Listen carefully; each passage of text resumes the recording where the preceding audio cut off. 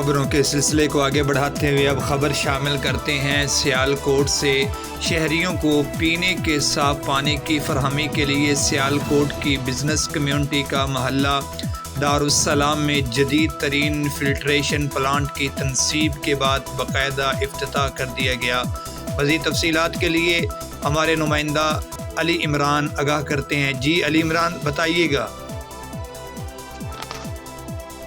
افتتاحی تقریب سابق صدر سیالکوٹ ایوان صنعت و تجارت مسعود اختر خواجہ، ستارہ امتیاز وائس چیئرمین سیال چودھری محمد افضل شاہین بطور مہمان خصوصی شرکت کی۔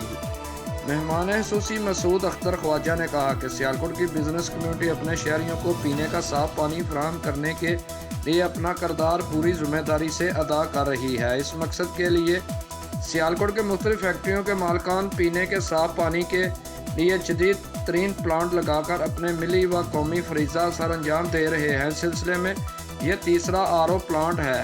اس موقع پر وائس چیئرمین سیال چودھری محمد افضل شاہین نے مسعود اختر خواجہ ستارہ امتیاز کا فارورڈ سپورٹ کی طرف سے جدید ترین پلانٹ لگانے پر ان کا شکریہ ادا کیا اور کہا کہ سیالکوٹ انٹرنیشنل ایئرپورٹ لمیٹڈ کی انتظامیہ اپنے ڈائریکٹران کی مدد سے شہریوں کو صاف پانی کی فراہمی کا سلسلہ جاری رکھے گی۔